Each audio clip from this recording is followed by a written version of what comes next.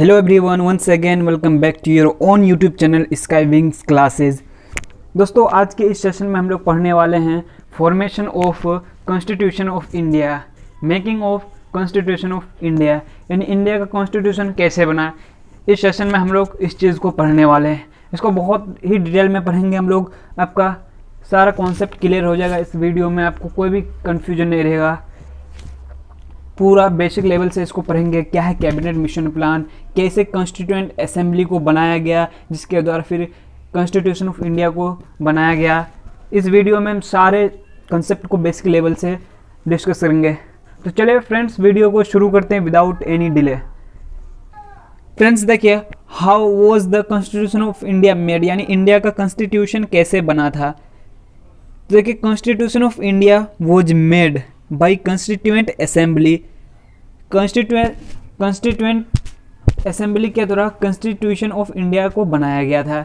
अब ये जो कॉन्स्टिट्यूएंट असेंबली एक बॉडी था जिसके द्वारा कॉन्स्टिट्यूशन ऑफ इंडिया को बनाया गया था। एंड कॉन्स्टिट्यूएंट असेंबली जो बनाया गया था, इसको कैसे बनाया गया था, तो constituent assembly was made formed on a lines of plan proposed by a committee of British cabinet known as the cabinet mission plan. यानी कॉन्स्टिट्यूशन ऑफ इंडिया को बनाया गया कॉन्स्टिट्यूएंट असेंबली के द्वारा। एंड कॉन्स्टिट्यूएंट असेंबली का जो formation हुआ, तो कॉन्स्टिट्यूएंट असेंबली को कैसे बनाया गया, तो उसके द्वारा एक ब्रिटिश कमिटी के द्वारा इसको एक प्लान के मुताबिक इसको बनाया गया था कॉन्स्टिट्यूएंट असेंबली को। उस कैबिनेट का नाम क्या है, तो उस कैबिनेट का नाम है cabinet mission plan. Cabinet mission plan के रिकमेंडेशंस पे, कैबिनेट मिशन प्लान पे उसके द्वारा जो प्लान प्रपोज्ड किया गया था, उसी प्लान के अकॉर्डिंग कॉन्स्टिट्यूएंट असेंबली का निर्माण हुआ था। तो देखते हैं, पहले आप कैबिनेट मिशन प्लान को हम लोग देख लेते हैं। कैबिनेट मिशन प्लान, उससे पहले आप थोड़ा सा इधर पहले की हिस्ट्री को देख लीजिए।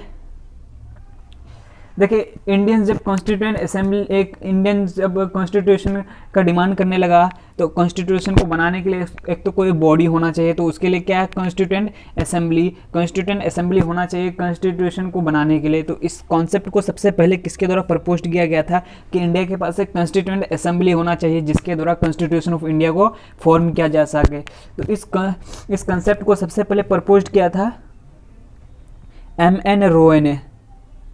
इंडिया के पास एक कॉन्स्टिट्यूएंट असेंबली होना चाहिए जिसके द्वारा कॉन्स्टिट्यूशन ऑफ इंडिया को फॉर्म किया जा सके। तो इस कंसेप्ट को सबसे पहले M.N. रॉय ने 1934 में प्रपोज किया था। M.N. रॉय कौन था, तो M.N. रॉय था एक लीडर था, communist leader and supporter of radical democracy. एक डेमोक्रेसी का बहुत बड़ा सपोर्टर था M.N. रॉय। इसी ने ही सबसे पहले इस कंसेप्ट को प्रपोज किया था कि इंडिया के पास एक कॉन्स्टिट्यूएंट असेंबली होना चाहिए। इसको आप याद रखिएगा, बहुत इंपॉर्टेंट है। Who propose the constituent assembly, है ना, कॉन्स्टिट्यूएंट असेंबली इंडिया के पास होना चाहिए। इसको सबसे पहले किसके द्वारा प्रपोज किया गया था, M.N. रॉय के द्वारा। M.N. रॉय ने जब इसको प्रपोज किया था, तब उसके जस्ट एक साल बाद 1935 में कांग्रेस इसको अपना ऑफिशियल डिमांड बना लेता है। फिर कांग्रेस का ये ऑफिशियल डिमांड हो जाता है कि नहीं, अब इंडिया के पास एक कॉन्स्टिट्यूएंट असेंबली होना चाहिए। बट इसको government of India act 1935 reject कर देता है, इसको एक्सेप्ट ही नहीं करता है गवर्नमेंट ऑफ इंडिया एक्ट 1935। फिर चुप रह जाता है कुछ सालों तक। फिर देखिए 1939 में Siraj Gopalachari raise the voice of constituent assembly. फिर इन्होंने 1939 में सिराज गोपालाचारी ने क्या करता, कॉन्स्टिट्यूएंट असेंबली का डिमांड करता है सिराज गोपालाचारी 1939 में। एंड फाइनली 1940 में ब्रिटिश ने अगस्त ऑफर के द्वारा इसको एक्सेप्ट कर लेता है। यानी कॉन्स्टिट्यूएंट असेंबली को एक्सेप्ट कर लिया जाता है ब्रिटिश के द्वारा अगस्त ऑफर में 1940 में कि नहीं, इंडिया के पास एक कॉन्स्टिट्यूएंट असेंबली होगा जो कि इंडिया का कॉन्स्टिट्यूशन को फॉर्म करेगा। एक तो बस इसको मान लिया गया दोस्त, मतलब इसको एक्सेप्ट कर लिया गया ब्रिटिश के दौरान, इंडिया के पास एक कॉन्स्टिट्यूएंट असेंबली होगा। फिर देखिए 1946 में अब इंडिया के पास जो कॉन्स्टिट्यूएंट असेंबली होगा, वो उस कॉन्स्टिट्यूएंट असेंबली का फॉर्मेशन किस तरह से होगा, इसको अब कैसे बनाया जाएगा, किस तरह का रिकमेंडेशन पे बनाया जाएगा। तो उसके लिए ब्रिटिश ने एक क्या करता है, आकर के उसके लिए ब्रिटिश एक कैबिनेट भेजता है करके इंडिया में 3 ग्रुप मेंबर्स का कैबिनेट भेजता है जिसका नाम होता है कैबिनेट मिशन प्लान। उसी के रिकमेंडेशंस पे कॉन्स्टिट्यूएंट असेंबली का फॉर्म हुआ। तो देखिए वो कैबिनेट मिशन प्लान जो भेजा गया इंडिया में, कैबिनेट मिशन प्लान क्या था देखो, it was a group of 3 British cabinet members sent by British prime minister Clement Attlee on 16 March 1946, यानी 1946 में कैबिनेट मिशन प्लान को इंडिया भेजा जाता है। कैबिनेट मिशन प्लान क्या था, 3 ब्रिटिश कैबिनेट मेंबर्स का ग्रुप था एंड उस टाइम ब्रिटेन का प्राइम मिनिस्टर था क्लीमेंट एटली, उसी के द्वारा भेजा जाता है कैबिनेट मिशन प्लान इंडिया में। यहाँ पे जो किस तरह से यहाँ पे ये डिस्कस करने के लिए किस तरह से यहाँ पे कॉन्स्टिट्यूएंट असेंबली इंडिया में बनाया जाएगा, उसलिए ये कैबिनेट मिशन प्लान भेजा जाता है। एंड इसका एम यहाँ पे क्या था, तो इसका एम था कैबिनेट मिशन प्लान का एम था, 2 मेन एम था इसका, to establish a constituent assembly, India का एक कॉन्स्टिट्यूएंट असेंबली इस्टेब्लिश करना है, एंड टू इस्टेब्लिश अ अंतरिम गवर्नमेंट, एंड इंडिया के पास एक अंतरिम गवर्नमेंट प्रोविजनल गवर्नमेंट होगा जो कि इंडिया को जैसे ही इंडिपेंडेंस मिलती है तो वो गवर्नमेंट रूल करेगी। ये 2 इसका मेन एम था कॉन्स्टिट्यूएंट इस कैबिनेट मिशन प्लान का। देखो मैंने बताया कैबिनेट मिशन प्लान में कितने मेंबर्स थे जो कि ब्रिटेन के पार्लियामेंट से भेजा गया था, तो 3 मेंबर्स थे। इन 3 मेंबर्स के आपको नाम याद रखना है। फर्स्ट में स्टेफोर्ड क्रिप्स, सेकंड में है पैथिक लॉरेंस एंड थर्ड पे है एवी अलेक्जेंडर। ये 3 मेंबर्स का नाम याद रखना है आपको। कैबिनेट मिशन प्लान में 3 मेंबर्स थे, तीनों का नाम याद रखना है, Stafford Cripps, Pethick Lawrence and AV Alexander. ये 3 मेंबर्स के नाम आपको याद रखना है। अब देखिए फ्रेंड्स, इन्होंने कैबिनेट मिशन प्लान ने क्या क्या रिकमेंडेशन दिया, किस तरह से कॉन्स्टिट्यूएंट असेंबली को बनाया जाए, तो इसके रिकमेंडेशन को हम लोग सबसे पहले देख लेते हैं किस तरह से फॉर्म हुआ कॉन्स्टिट्यूएंट असेंबली का। तो इन्होंने रिकमेंडेशन दिया, recommendations of cabinet mission plan. क्या क्या रिकमेंडेशन दिया, सबसे पहले तो इन्होंने कहा सीट को किस तरह से होगा, उसका जो मेंबर्स को चुना जाएगा कैसे चुना जाएगा, सीट कितने सीट होंगे कॉन्स्टिट्यूएंट असेंबली का। तो देखिए allotment of seats on the basis of population in the ratio of 1:10 lakh, यानी 10 लाख की पॉपुलेशन पे 1 सीट अलॉट किया जाएगा। कॉन्स्टिट्यूएंट असेंबली के लिए जो मेंबर चुने जाएंगे तो 10 लाख की पॉपुलेशन पे 1 मेंबर चुने जाएंगे। ये कैबिनेट मिशन प्लान का फर्स्ट रिकमेंडेशन ये था। फिर दूसरा रिकमेंडेशन क्या था इसका, in each province distribution of seats among Muslims, Sikhs and general, यानी ऐसा कहा इन्होंने। दूसरा इसका रिकमेंडेशन ये था कॉन्स्टिट्यूएंट असेंबली के लिए जो मेंबर्स चुन करके आएंगे तो इसमें ये नहीं होगा, उसमें कहा गया सभी कास्ट के लोगों को रिप्रेजेंटेशन इसमें मिलेगी, जैसे मुस्लिम्स को भी मिलेगी, हिंदूज़ को भी मिलेगी, सिख्स को भी इसमें रिप्रेजेंटेशन मिलेगी, यानी सभी कास्ट के लोग इसमें होना चाहिए, ऐसा इसका रिकमेंडेशन था।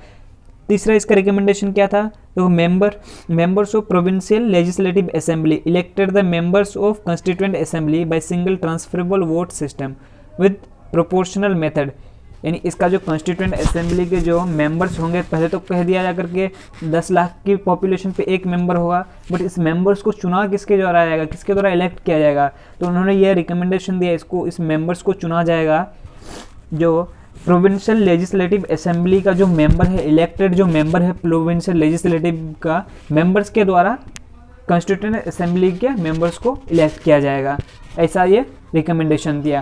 तो देखिए आपको मैं बता दूं यहाँ पे प्रोविंशियल लेजिस्लेटिव असेंबली का मेंबर कौन है। तो देखिए अभी जैसे स्टेट में भी सरकार होती है, स्टेट्स में भी एक सरकार है, सेंटर में भी, तो उस टाइम भी हुआ करता था, सेंटर में एक सरकार हुआ करता था। एंड जो आपको पता होगा गवर्नमेंट ऑफ इंडिया एक्ट 1919 जिसमें से एक सेंटर में सरकार बना दिया एंड सब स्टेट्स में भी सरकार बनाया गया, जिससे आपको याद रखना मद्रास प्रोविंस हो गया, Madras province, Mumbai province, Kolkata Bengal province, इस तरह से जो था। तो उसमें से जो इस प्रोविंशियल गवर्नमेंट के लिए जो एमएलए, अभी समझ लीजिए आप एमएलए का जो चुनाव हुआ था, एमएलए उसी को कहते हैं प्रोविंशियल लेजिस्लेटिव असेंबली का मेंबर। इस मेंबर के द्वारा कॉन्स्टिट्यूएंट असेंबली के मेंबर्स को चुना गया था। सिंपली आप याद रख लीजिए कौन सा मेथड से, तो सिंगल ट्रांसफरेबल वोट सिस्टम के द्वारा चुना गया था। अब इसका दूसरा ये क्या था जाकर के नेक्स्ट जो इसका रिकमेंडेशन था, इसका नेक्स्ट रिकमेंडेशन ये था member of princely states were to be elected by consultation.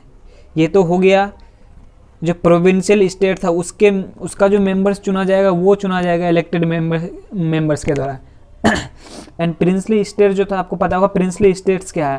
देखो उस टाइम इंडिया में था, कुछ प्रोविंशियल स्टेट्स भी थे एंड ऑलमोस्ट 565 उस टाइम इंडिया में क्या थे, प्रिंसली स्टेट्स। ये प्रिंसली स्टेट्स क्या होता था, इसको जो है ना राजाओं के द्वारा रूल किया जाता था, डायरेक्टली ब्रिटिश के द्वारा इसको रूल नहीं किया जाता था।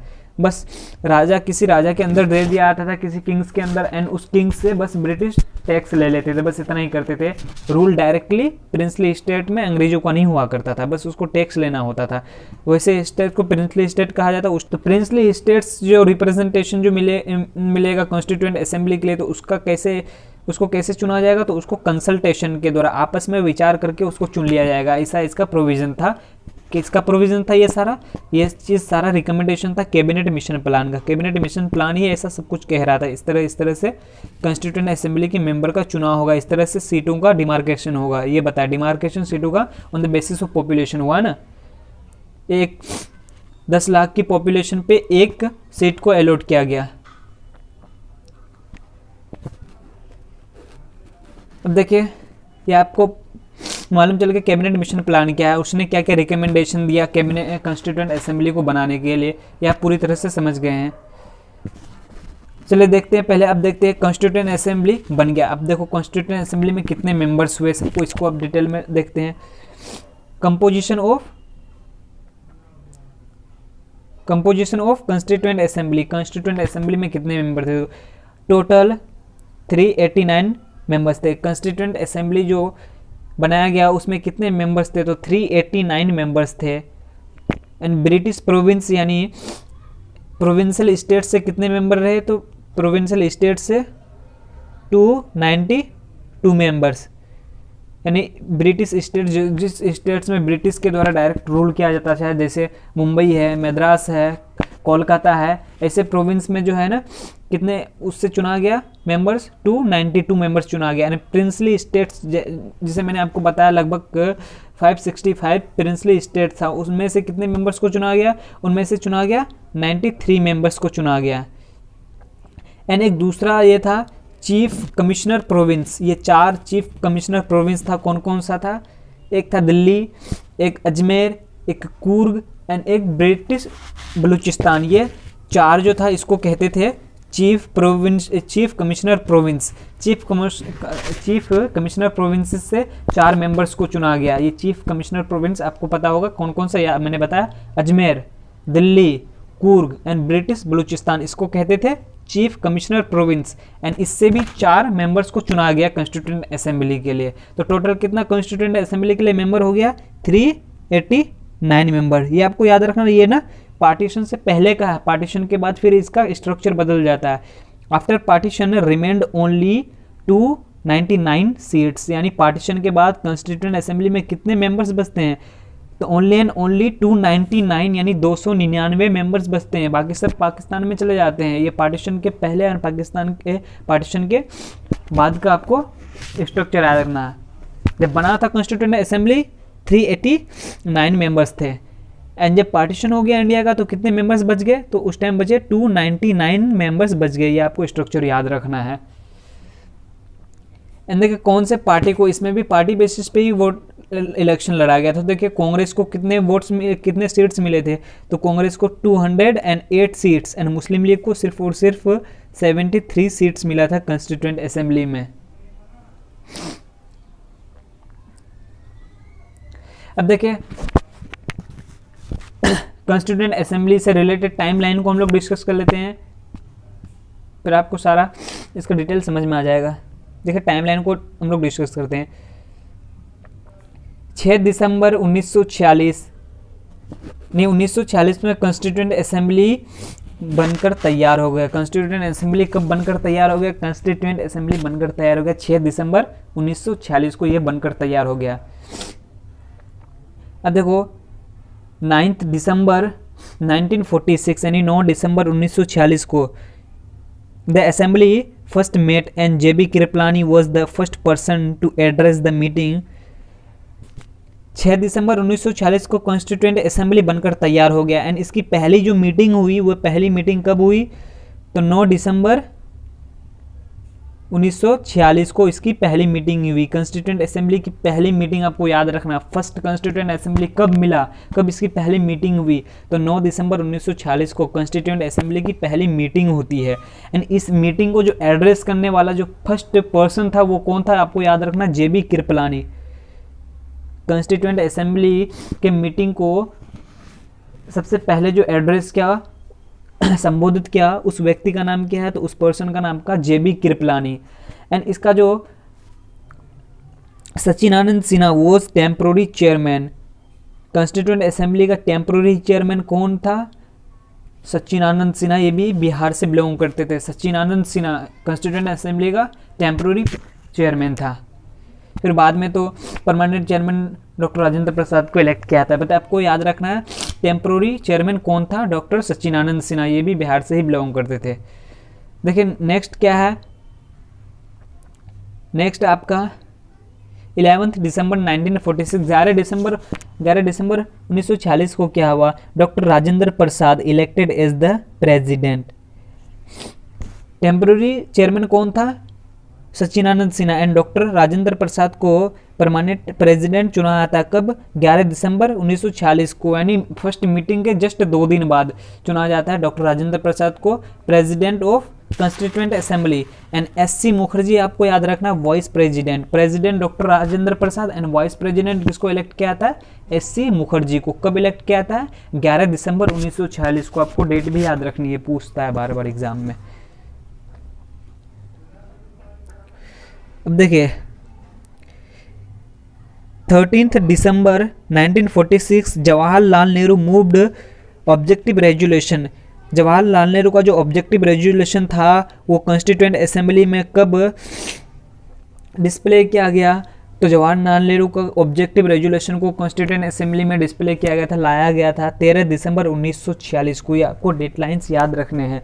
13 दिसंबर 1946 को जवाहरलाल नेहरू ने अपना ऑब्जेक्टिव रेजोल्यूशन कॉन्स्टिट्यूएंट असेंबली में लाता है। And 3 June 1947 under Mountbatten plan a separate constituent assembly of Pakistan was formed। यानी देखो कॉन्स्टिट्यूएंट असेंबली का ये पार्टीशन कब हुआ, इंडिया का पार्टीशन नहीं, कॉन्स्टिट्यूएंट असेंबली पाकिस्तान के लिए कब कॉन्स्टिट्यूएंट असेंबली एक सेपरेट कॉन्स्टिट्यूएंट असेंबली बनाया जाता है, तो 3 जून 1947 को पाकिस्तान के लिए एक सेपरेट कॉन्स्टिट्यूएंट असेंबली का निर्माण होता है under Mountbatten plan. Mountbatten plan को ही इंडिपेंडेंस प्लान के नाम से जाना जाता है। तो पाकिस्तान के लिए सेपरेट कॉन्स्टिट्यूएंट असेंबली का एस्टेब्लिशमेंट कब किया गया, तो 3 जून 1947 को अंडर माउंटबेटन प्लान। तब से इंडिया के पास कितने कॉन्स्टिट्यूएंट असेंबली में सीट बच गए, सिर्फ और सिर्फ, तो इंडिया के पास 299 सीट्स बच गए थे कॉन्स्टिट्यूएंट असेंबली में आफ्टर पार्टीशन, है ना। अब देखिए 22 जुलाई 1947 को क्या हुआ, 22 जुलाई 1947 को national flag of India was adopted.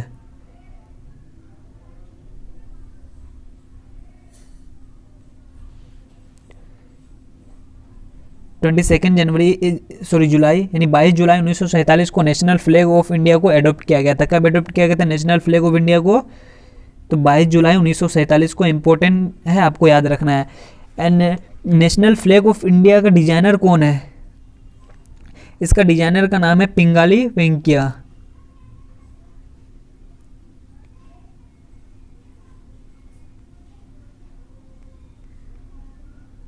Pingali Venkaiah इसका कौन है, डिजाइनर है। नेशनल फ्लैग ऑफ इंडिया का डिजाइनर कौन है, पिंगाली वेंकैया।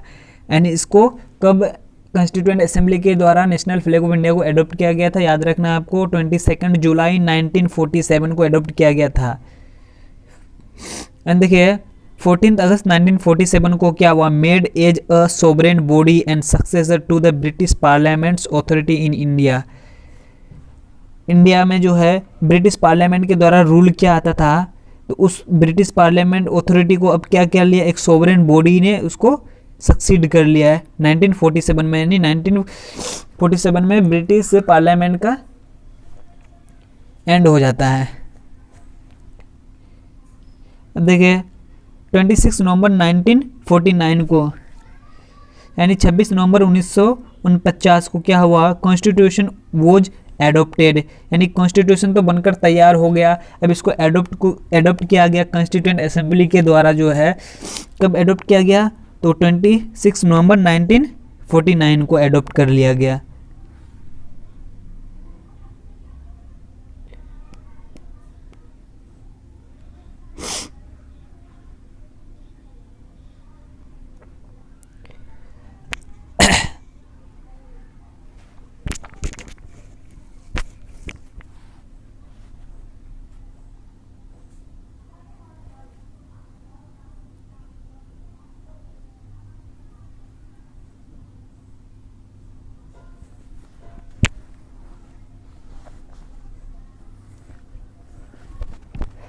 फिर नेक्स्ट देखिए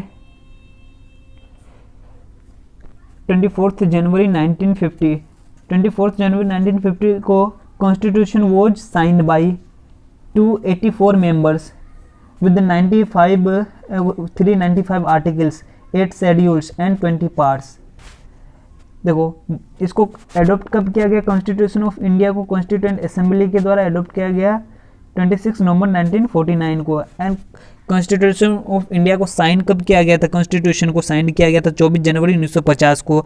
एंड कितने मेंबर्स के द्वारा साइन किया गया था, तो ये मेंबर्स थे 284, यानी 284 मेंबर के द्वारा साइन किया गया था। बट थे कितने मेंबर, 299 मेंबर्स थे, बट साइन किया गया था 284 मेंबर्स के ही द्वारा, ये आपको याद रखना है।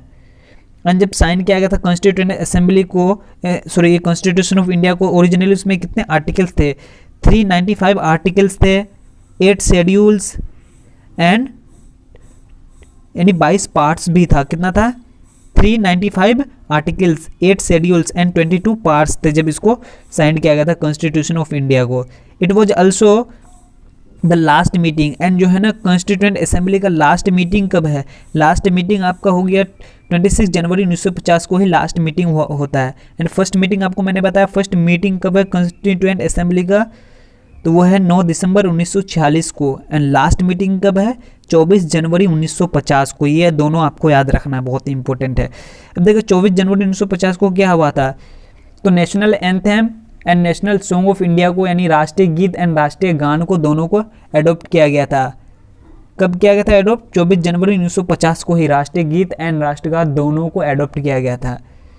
नेशनल फ्लैग को एडॉप्ट किया गया था 22 जुलाई 1947 को। उसी तरह से national anthem and national song को एडॉप्ट किया गया था 24 जनवरी 1950 में। एंड देखिए 26 जनवरी 1950 में क्या हुआ, 26 जनवरी 1950 में क्या हो गया, constitution of India came into force, यानी कॉन्स्टिट्यूशन ऑफ इंडिया वर्क कब से करने लगा, तो कॉन्स्टिट्यूशन ऑफ इंडिया वर्क में आ गया, वर्किंग पावर में 26 जनवरी 1950 में। तो आपको यहाँ पे थोड़ा सा कन्फ्यूजन होगा, बनकर तैयार कब हो गया, तो 26 नवंबर 1949 में, यानी एक साल पहले ही बनकर रेडी हो गया 1949 में ही। एंड 1950 में क्यों अडोप्ट ये इसको केम इनटू इसमें काम में लाया गया, इसको पहले क्यों नहीं लाया गया, तो इसका 26 जनवरी एक हिस्टोरिकल डेट है, यानी 26 जनवरी 1930 को ही तो जवाहरलाल नेहरू ने इसको इंडिपेंडेंस डे घोषित किया था, इसको इंडिपेंडेंस डे कहा था 26 जनवरी 1930 को, इसलिए ये एक हिस्टोरिक डेट है, इसलिए इस डेट को ही कॉन्स्टिट्यूशन ऑफ इंडिया को काम में लाया गया, मतलब कॉन्स्टिट्यूशन ऑफ इंडिया को केम इनटू एग्जिस्ट में आया कॉन्स्टिट्यूशन ऑफ इंडिया, ये 26 जनवरी एक हिस्टोरिकल डेट होने के कारण है ना, इतना ही लॉजिक है इसके पीछे। चलिए इस टाइम लाइन को आपको याद रखना है, मैंने जो भी बताया आई होप समझ में आया होगा। इस तरह से कॉन्स्टिट्यूशन ऑफ इंडिया का फॉर्मेशन होता है। एंड कॉन्स्टिट्यूशन ऑफ इंडिया का जो फॉर्मेशन होता है उसमें कम से कम 2000 अमेंड होता है, 2000 बार उसको पढ़ाया था, 2000 बार उसमें सुधार किया आता है, तब कॉन्स्टिट्यूशन ऑफ इंडिया इस तरह से अभी आज के शेप में है। अब देखिए इससे रिलेटेड कुछ कमेटीज़ को देख लेते हैं जो कि इंपॉर्टेंट कमेटीज़ है एग्जाम के पॉइंट ऑफ व्यू से, तो इस कमेटीज़ को देख लेते हैं हम लोग। ये कौन कौन से कमेटीज़ है, देखो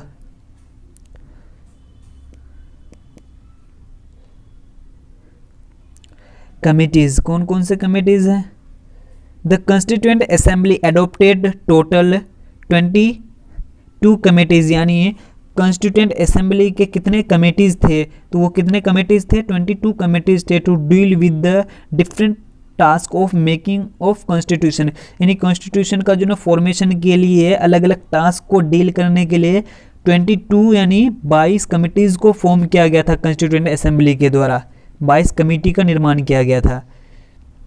तो उनमें से जो इम्पोर्टेंट कमेटीज़ है एग्ज़ाम के पॉइंट ऑफ व्यू से उसको हम लोग डिस्कस कर रहे हैं। पहले देखते हैं, सबसे पहले आपका ड्राफ्टिंग कमेटी, बहुत ही इंपॉर्टेंट है ड्राफ्टिंग कमेटी।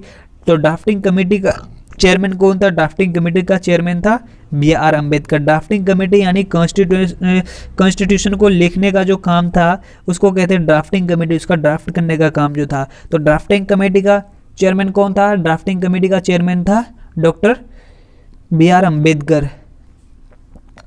फिर देखिए दूसरा कौन सा, union power committee.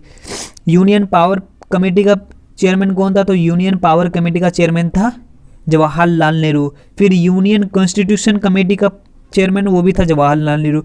State committee का चेयरमैन था जवाहरलाल नेहरू। तो आपका 3 हो गया, 3 का यहाँ कौन है, जवाहरलाल नेहरू। कौन कौन सा है, यूनियन पावर कमेटी, यू से 2 है, union power committee, union constitution committee and एक है स्टेट्स कमेटी। ये 3 नाम याद रखना इजी है, कोई ज़्यादा मुश्किल नहीं है। ये 3 के कौन थे चेयरमैन, जवाहरलाल नेहरू। एक था, दूसरा था advisory committee on fundamental rights minorities and tribal areas. इसका चेयरमैन कौन था, तो इसका चेयरमैन था Sardar Patel. Advisory committee on fundamental rights minorities and tribal areas, इसका जो कमेटी था, इसका कमेटी का चेयरमैन था सरदार वल्लभ भाई पटेल, है ना। प्रोविंशियल कमेटी का चेयरमैन कौन था, इसका भी था सरदार वल्लभ भाई पटेल। एंड स्टीयरिंग कमेटी का चेयरमैन था डॉक्टर राजेंद्र प्रसाद। ये कमेटीज आपको याद रखने बहुत ही इंपॉर्टेंट है एग्जाम के पॉइंट ऑफ व्यू से, इस कमेटी को आप याद कर लीजिए। एंड फ्रेंड्स, इसका अगर आपको PDF चाहिए तो मेरे टेलीग्राम चैनल में ज्वाइन कर लीजिए, वहाँ पे आपको मैं इसका PDF प्रोवाइड करा दूंगा। फिर देखते हैं इससे related some important facts of constituent assembly, यानी कॉन्स्टिट्यूएंट असेंबली के कुछ इंपॉर्टेंट फैक्ट्स को देख लेते हैं जो कि बहुत ही इंपॉर्टेंट है। देखो कॉन्स्टिट्यूएंट असेंबली जो था ये क्या था, यूनिकैमरल था, यूनिकैमरल। देखो कॉन्स्टिट्यूएंट असेंबली जो था वो भी क्या था, एक गवर्निंग बॉडी ही तो था। जैसे अभी पार्लियामेंट है, हमारा पार्लियामेंट बाई कैमरल है ना, उसमें 2 हाउस है ना, राज्यसभा एंड लोकसभा। तो उसी तरह जो था कॉन्स्टिट्यूएंट असेंबली वो क्या था, यूनिकैमरल था, यानी एक सदनीय था। एंड देखो इसका फर्स्ट मीटिंग तो आपको मैंने बताया कॉन्स्टिट्यूएंट असेंबली का, कॉन्स्टिट्यूएंट असेंबली का फर्स्ट मीटिंग 9 दिसंबर 1946 को। लास्ट मीटिंग कब हुआ, तो 24 जनवरी 1950 को लास्ट मीटिंग हुआ कॉन्स्टिट्यूएंट असेंबली का। देखो कॉन्स्टिट्यूएंट असेंबली जो है ना किसकी जगह पे आया था, तो preceded by imperial legislative assembly, यानी कॉन्स्टिट्यूएंट असेंबली जो जगह लिया था, किसकी जगह लिया था, तो इंपेरियल लेजिस्लेटिव असेंबली की जगह पे आया था कॉन्स्टिट्यूएंट असेंबली। अब देखो कॉन्स्टिट्यूएंट असेंबली जब 25 जनवरी 1950 में डिसबैंड हुआ था, तो उसकी जगह पे कौन सा गवर्निंग बॉडी आया, तो उसकी जगह पे आया पार्लियामेंट ऑफ इंडिया, यानी constituent assembly presided by imperial legislative assembly and constituent assembly succeeded by parliament of India, यानी कॉन्स्टिट्यूएंट असेंबली की जगह में पार्लियामेंट ऑफ इंडिया आया। ये रहा था कुछ important facts of constituent assembly. अब हम लोग कुछ फैक्ट्स देखते हैं, some important facts of constitution of India, यानी कॉन्स्टिट्यूशन ऑफ इंडिया के कुछ इंपॉर्टेंट फैक्ट्स को हम लोग देखते हैं। देखिए, Prem Bihari Narayan wrote it by hand, यानी कॉन्स्टिट्यूशन को जो हाथ से लिखा गया था, तो कॉन्स्टिट्यूशन को किसके द्वारा लिखा गया था, तो उसका नाम था Prem Bihari Narayan. Constitution of India को लिखा किसके द्वारा गया था, तो प्रेम बिहारी नारायण के द्वारा लिखा गया था, याद रखना आपको। एंड कॉन्स्टिट्यूएंट असेंबली का जो है ना एडवाइजर कौन था, तो कॉन्स्टिट्यूएंट असेंबली का कॉन्स्टिट्यूशनल एडवाइजर कौन था आपका, BN राव।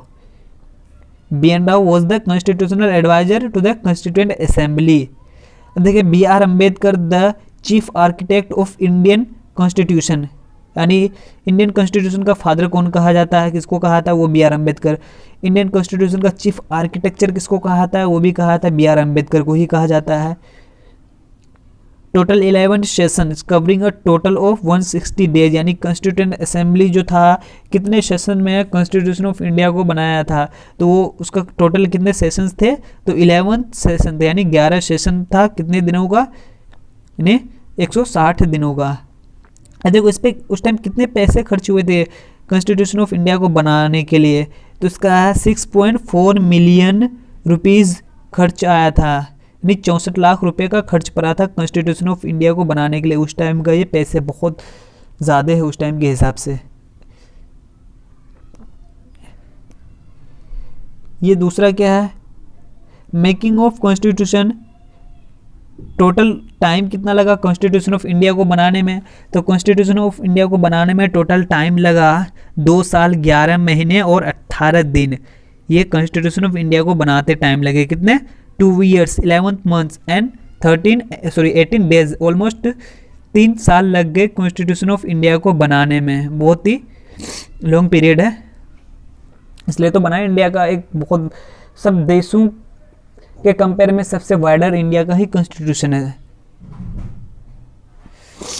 अब देखिए ड्राफ्टिंग कमेटी को हम लोग देख लेते हैं, जो कि कॉन्स्टिट्यूएंट असेंबली का one of the most important committee है ड्राफ्टिंग कमेटी। इसका चेयरमैन कौन था, देखो 29 अगस्त 1947 को ड्राफ्टिंग कमेटी बना था। ड्राफ्टिंग कमेटी को कब बनाया गया था, 29 अगस्त 1947 को। Drafting committee was appointed with BR Ambedkar as the chairman. Drafting committee में टोटल कितने मेंबर्स थे, 7 मेंबर्स थे ड्राफ्टिंग कमेटी में, तो उनमें से ही चेयरमैन इसका कौन था, तो चेयरमैन था BR अम्बेडकर, चेयरमैन हो गया। तो अब कितने मेंबर्स बचे, अब 6 मेंबर बचे। 7 में से एक तो BR अम्बेडकर वो चेयरमैन था ड्राफ्टिंग कमेटी का, अब कितने मेंबर्स बचे, 6 मेंबर्स बचे। तो 6 मेंबर्स कौन कौन से थे, एक में आपका KM मुंशी है, नंबर 1 पे KM मुंशी है, नंबर 2 पे है मोहम्मद सादुल्ला है, नंबर 3 पे कौन है, अल्लादी कृष्णा अय्यर है, नंबर 4 पे कौन है, गोपाला स्वामी अयंगर है, नंबर 5 में कौन है, तो N माधव राव है। N माधव राव जब बीमार हो जाता है तो उसकी जगह पे कौन होता है, बीमार होने के कारण वो रिजाइन दे देता है N माधव राव, तो उसकी जगह पे आता है BL मित्तल, है ना, ये आपको याद रखना है। एंड फिर 7वां कौन था आपका, TT कृष्णाचारी की जब इसकी जब डेथ हो जाती है 1948 में TT कृष्णाचारी की, तो ये उसकी जगह पे कौन आता है, तो उसकी जगह पे आता है DP खैतान आता है। ये चीज़ आपको याद रखनी है। 7 मेंबर्स थे, 7 का नाम आपको याद रखना है। एंड 2 नाम जो बहुत ही इंपॉर्टेंट वो कौन कौन सा है, N माधव राव, क्योंकि इन दोनों की जगह पे दूसरों को रिप्लेस किया आता है, यानी इसकी रेजिग्नेशन के बाद। तो N माधव राव जो है बीमार हो जाता है, तो बीमार होने के कारण वो रिजाइन दे देता है, तो उसकी जगह पे कौन आता है, BL मित्तल आता है। N माधव राव की जगह पे BL मित्तल आता है। एंड DT कृष्णाचारी, इसकी जब डेथ हो आती है 1948 में, तो उसके जगह पे कौन आता है, DP खैतान आता है। ये 2 नाम आपको याद रखने हैं, एग्जाम के पॉइंट ऑफ व्यू से बहुत ही इंपॉर्टेंट है। टोटल 7 मेंबर्स, एंड 7 मेंबर्स में ही से ही चेयरमैन कौन था ड्राफ्टिंग कमेटी का, ड्राफ्टिंग कमेटी का चेयरमैन था BR Ambedkar, who is known as the architecture of Indian constitution. तो चलिए फ्रेंड्स, आज के सेशन को यहीं पे एंड करते हैं। आई होप आपको समझ में आया होगा। वीडियो अच्छी लगी होगी तो दोस्तों आप मेरे चैनल को सब्सक्राइब कर सकते हैं, एंड वीडियो अच्छी लगी तो वीडियो को लाइक एंड शेयर कर दीजिएगा। चलिए फ्रेंड्स, थैंक यू, आज के लिए इतना ही। मिलते हैं नेक्स्ट वीडियो में, तब तक के लिए जय हिंद।